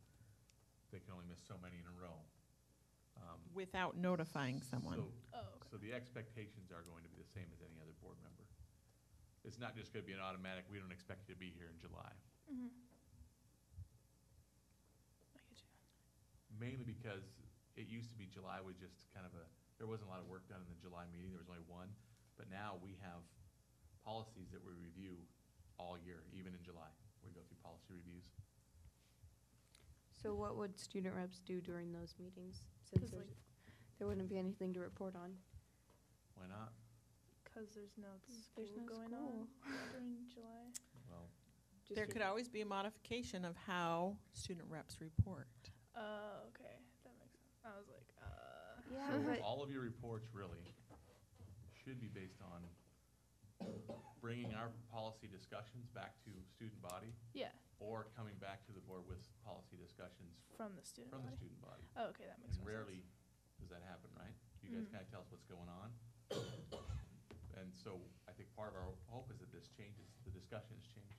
Mhm. And you may not have direct contact with other students in July, I get that, but maybe July would be when you'll see there's a project that student reps are gonna be expected to do as well about writing policy, and maybe the research can be done through the school year, and the work on the policy can be done In the summer. in the summer. I don't know, it's a And possibility. then, when do you need me to decide which term I want to do? Before like November. Okay, so I'll say, because I can kind of decide now. You don't get we're not asking you to choose a term. Oh, okay. You have the ability to finish out till the end of your senior year, or if you If you want, you choose can to. say, look, I'll finish out to December, and that would be fine, and then we'll elect that, or we'll appoint that new person to start January 1, If I'm, if this is agreed on. yeah, if it is agreed on, if I'm gonna be completely honest, I don't know how completely useful I'm gonna be after December, just because of all the senior stuff that's going on. it's really So- hard to manage senior stuff Which with, is part of the reason that we had this discussion. which I really appreciate, because it's when I, like, not auditioned, but, interviewed for student rep, I wasn't doing as much as I am Mhm. now, and you really just progress throughout the years and do a lot more different things, and so it's hard for you to manage everything all together, and you get tired out. So I really appreciate you guys lowering it to 1 year and different terms and stuff, because I think you'll have a lot better turnout, and also you'll have a lot more kids getting to go through the process as well. And I also read where it's not just juniors and I like seniors, that. I really where like that. it's freshman through senior, which I really appreciate that as well, because then you're getting a whole different spectrum. And there has been some like younger kids coming, because okay, so I put it on like my Snapchat story and all that stuff, like contact me if you're interested in being a student rep. And I've had like some freshmen talk to me, but I was like, I don't think I can give it to you or like get you the information because they're freshmen. Yeah. But I feel like that would have a better turnout. Or there's now juniors that I think would have been perfect for the Yeah. position, but they're already juniors, so they couldn't Do it again. interview. Yeah. So I like that. And I wouldn't expect that a senior is going to apply for a mid-year position right before their senior year, because that Yeah. position goes through the end of June. So they would probably say, yeah, I'm not interested in coming to yeah. your June board meetings. So they would run for the latest one for them would be the one that's appointed at the beginning in January. So they would always finish up in December their senior year and not have that extra work to be on the board for the Mhm. last half of their senior year. Yeah, I think that's what I'm planning. That's what I'm hoping to I would accomplish. recommend that. Whatever. The only other things you can see that have changed was that attend special meetings or study sessions if requested by the board. Mhm. Come prepared to all meetings by reviewing the agenda and attachments on board docs prior to the meeting. I don't know if that happens or not, but that's an expectation we need to have. I was surprised we didn't have it written in there. That's the expectation of the rest of the board as well. It said review the board director's reading materials prior to all regular board meetings. The wording in that was like it was still on paper, so we wanted to reword it.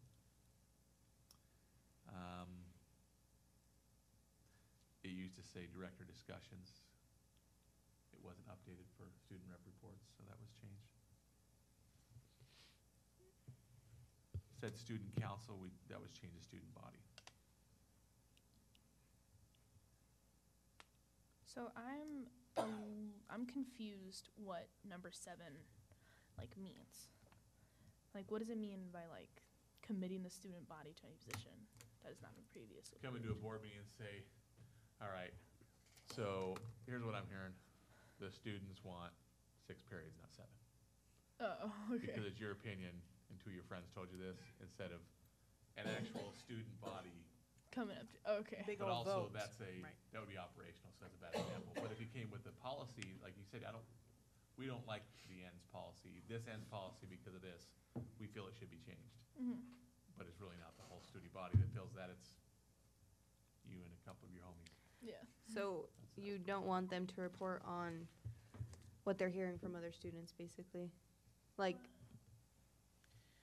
It's different from saying a perception of some students is that, as opposed to, we all think this. Oh, okay. Committing the student body by saying The student body. everyone thinks this, But it's like 2 people. Oh, okay, got it. or even 10. But bringing the issues, remember that our hope is that issues that are broad are policy-related issues. Mm-hmm. I've heard some concerns about ends 3, this specific item on it, and then we can just have a discussion on that, right? They're not going to say it that way. They're Yeah, I going was to gonna say, say. we're concerned about No, they're this. not going What's a to. GP? And They're then going you to. have to turn it into a policy. How does that apply to our policies, okay, right? I don't think, The only way they're gonna know about ends is because you guys tell them about ends. Yeah. Not the only way, but the most likely way. Yeah. And that's that whole communication to and from your student body. That I know isn't happening like it should, but it's not just you guys. It's always been that way, and we're trying to, I think, figure out how we can be better as a board to mentor you guys to be more involved from a policy perspective with your students, fellow students. because I definitely, when I started, I didn't know that was, I just recently found this out, like discussing policies and things with the students. I didn't know that was like in my job description, I guess. I had always thought, if there's an issue with what's going on in the schools, I report it to you guys just so you could kind of know what's going on. That was always my perception of everything, not explaining policies and different things like that. Because honestly, I don't think most of them really care about that stuff. But it is good to know, for us to know, just so we can relay that information if they did have a question on it. But most kids aren't going to really care about policies and So like my confusion is, what would be the best way to like I don't know how to like get the policies out that would affect the kids. You know what I mean? Like I don't know how to like how do you hand out advertise flyers it? and say these are policies. Ask me questions. Like I don't understand what would be the most effective and appropriate way for teenagers. So let's say somebody came to you with, what has somebody come to you with a problem recently about? The parking spaces. Yeah. We're really interested Okay. in that. So, crap.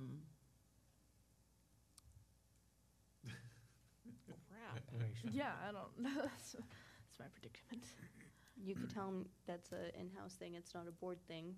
That's something you talk need to to go and talk to Vergara about. Right. That's, so you go, okay, that's operational. That's something you need to talk to this person about. We get those kinds of questions all the time. My son needs another charger cord for his Chromebook. Well, that's not something the board deals with. Yeah. I can tell you can go and talk to the IT department, and this is the person that I suggest you ask for. But we, as a board, all the time get operational questions and have to say, this is who you can go and talk to about that. So like if we were to like set up meetings with students and the students express their concerns or whatever, we'd have to figure a way to word that in policy kind Yes, of way, and then you could bring that even, to you yeah, guys? you could set up like small group meeting discussions with students. You want to make changes, come and talk to me, and then talk about, this is what the board does. They make policy, and, you know, you've talked about going and talking to students at each of the schools during lunchtime. Find out what's really going on. Some of those things are just going to be feedback that you give back to, it's an operational thing. Some of it is, they're not happy that they have to use a textbook instead of a Chromebook in their classroom. That's a policy. So, a big one I would think for students would be the ends policies, right? That's what we want students to accomplish in this district before they go. So, I'm just gonna throw out an idea and see if it sticks. So if you were to look at ends 2B,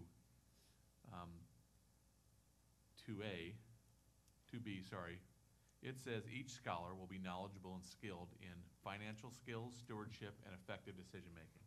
So you have financial literacy, right? Mm-hmm. And if you, or other students, felt like, you know, I'm not really feeling like financial literacy is preparing me necessarily to be financially competent, and they know, and you've shared this policy with me, you say, okay, let's talk about this, right? And you might bring that back to the board about, maybe this could be worded differently to be more effective for us as students To understand. in the classroom. Not to Okay. understand, but Oh. to actually achieve this end. You guys have it written in a way that might be difficult to achieve, but what I see happening in real life in my classroom, if it was written this way, it might be. And so you're giving us real life feedback on it, right? Or if a student says, why don't we have classes on this? You could say, it's not in the ends policies. Maybe it could be or should be. Mm-hmm. And then if ends policies drive the instruction. Okay. Make sense? Mm, thank you.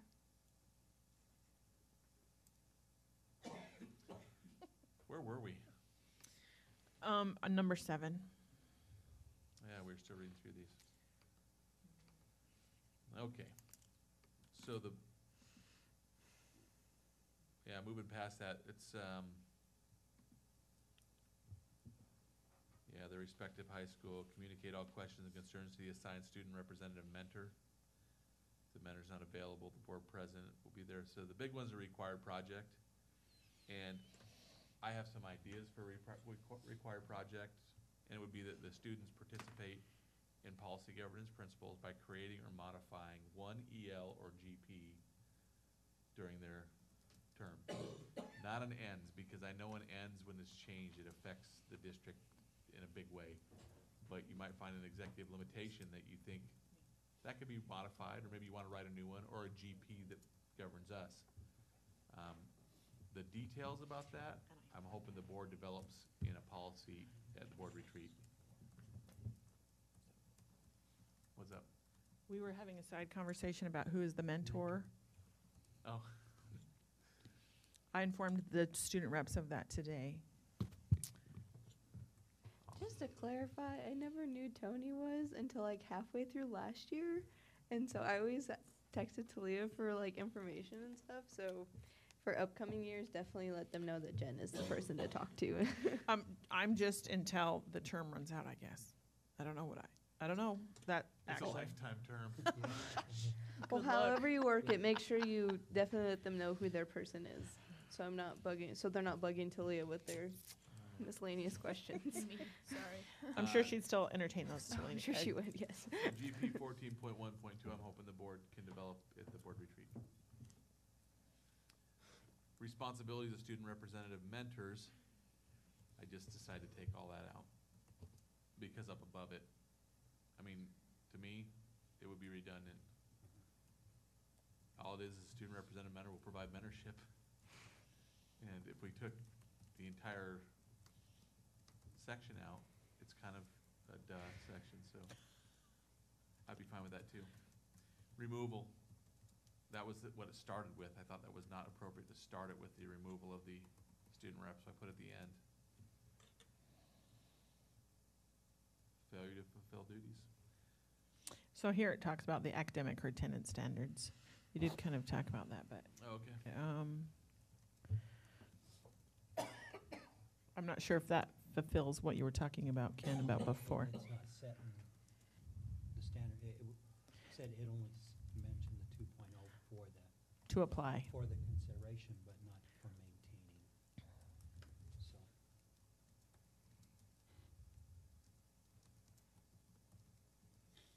Okay. So what are the board's feelings on this? for failure to maintain academic standards of .2, I'll just finish adding that on the rest of that.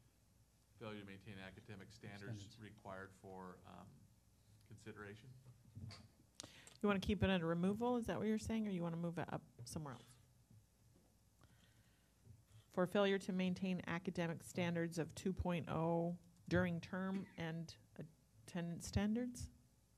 Is that what you're, Yeah, something like that? yes. What if it said failure to maintain academic standards for academic standards required for consideration, so then you go right up to Okay. consideration. That sounds would good. work. That would work too. I'd go for that wording. That's the only recommendation that was made in this, was just to clarify that 2.0 had to be maintained through the term, right? Mhm. So is the board good with the rest of this? Okay. Yeah. So this is the first reading, so it'll come at the next board meeting with those changes. Any other discussion on that one? You like the idea of the project? And understand that Looks this good. doesn't mean the board has to approve the policy that's brought to us. But my idea is that they would go through a whole process of linkage with the community, with students and everything to come up with it. And if we felt that it was a good policy and they went through all the processes to do it, then it would be there for us to consider. But ultimately, only we approve the policy. 14.1.1, which is a change of the application.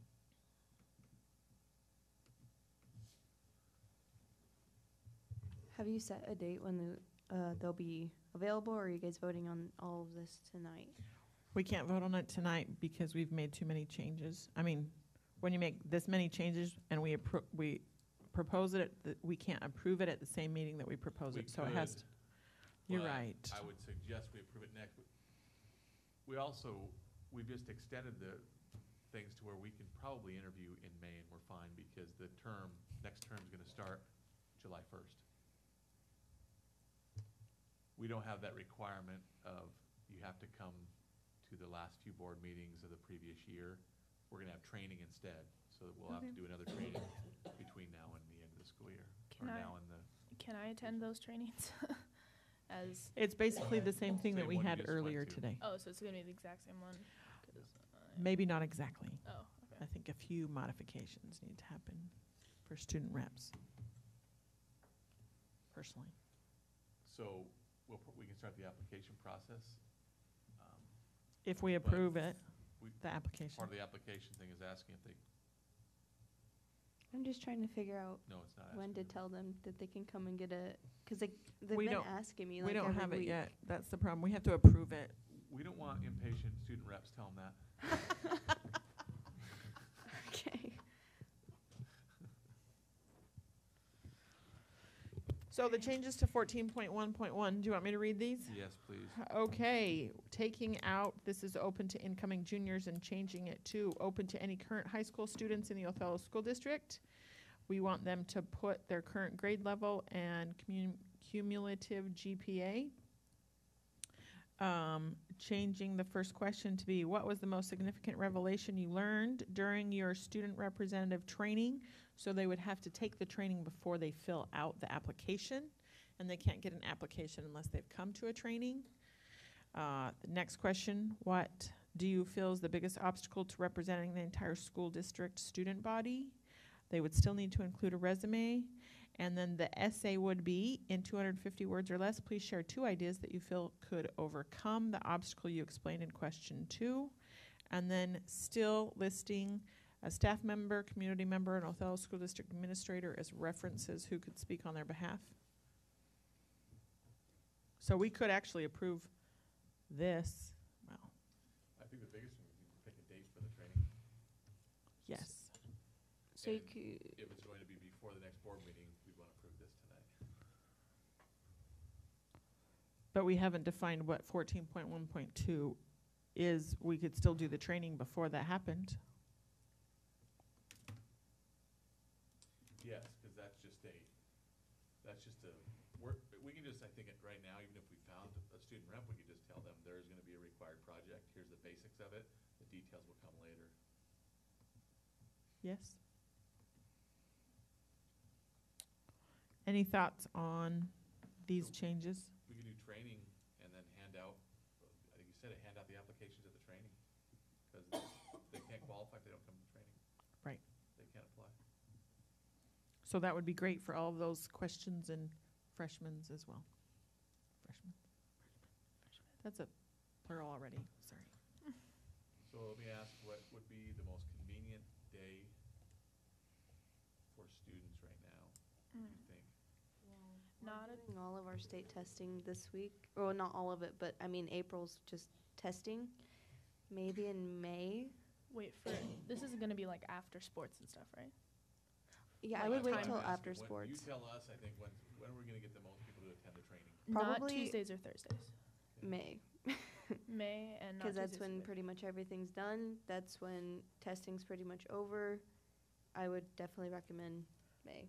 Yeah, because there's a lot of games. I believe it's like softball, baseball, track, and stuff. Mostly they have stuff on Tuesdays and Thursdays. Mm-hmm. But And Saturdays. What So about the Saturday. third Monday of May? The third Monday of May. Or The 20th? second Monday before a board meeting? I just don't necessarily want to make it just an hour and that's it. Yeah. So, do you mean like May 13th? That third, that's the second, Second. and then the third is the 20th. But then, wait, you don't want it before board meeting? my only thing would be if we did it for a board meeting, I want to do like 5:30 to give it a little more time. Yeah. And then sports get out around 5:30, so I don't think students can get here on time. Right, but shouldn't spring sports be done by then? May 13th? Yeah, I thought they still have one. I don't know. I'm not I'm doing spring honestly sport not this sure. year.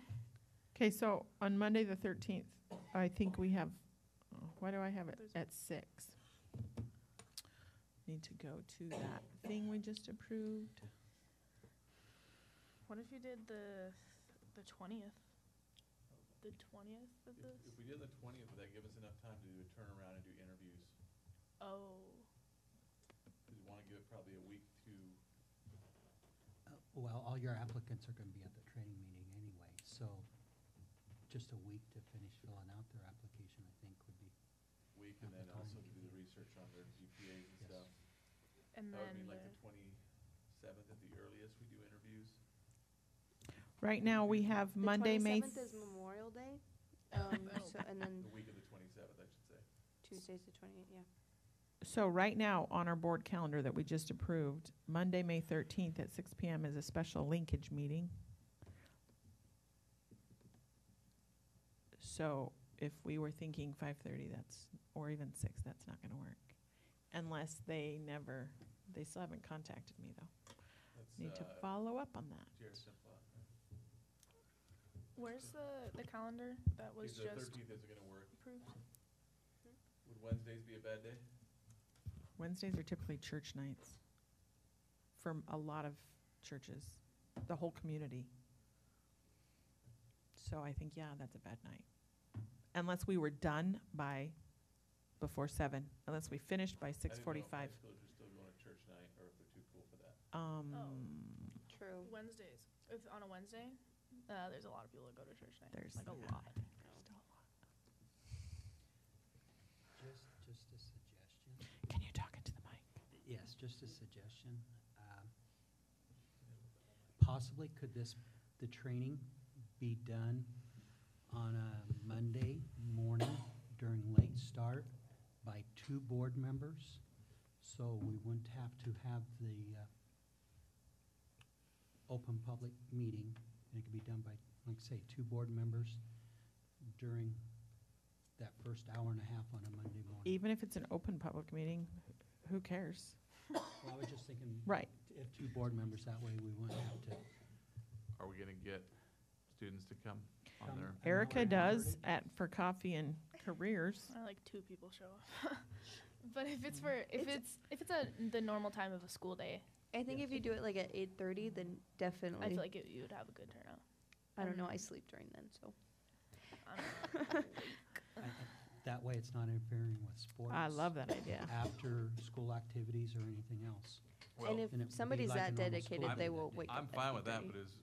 but is there an issue with the 20th? There shouldn't be. I don't think there is. If we'd have more people to show up, what time do you say sports get over? Or is it gonna be done by the 20th for the most part unless they're going to I state? have no idea. I don't know at all. I I'm can not doing softball. ask. Would it be on the school district calendar? Or no? When the end No. of spring sports. Well, no. let's revisit this at the next meeting, Okay. but Yeah. right now, we have a couple options. We have either a late start Monday or the 20th, I think is the latest we'd wanna do it. But we can just tell people the training will be in the end of May sometime. And they Date can hasn't pick up been an set yet. application at that At meeting. the meeting, yes. Yes. A mandatory Sure training, that. they say, mandatory. Okay. So, am I getting an approval for first reading on 14.1 and 14.1.1? I getting a consensus on this? Okay, so there was just a change. Kelly, I'll go over the change as far as the clarifying GPA during their term as well. Okay? We got through all of them, right? Because GP 12 was tabled. So we're gonna see EL 12. EL 12, GP 14.1 and GP 14.1.1 will be in their next board meeting again. We'll now recess for 3 minutes and then go into executive session at 9:05 for the purpose of reviewing the performance of a public employee. It'll be 20 minutes long, no action taken after. All right.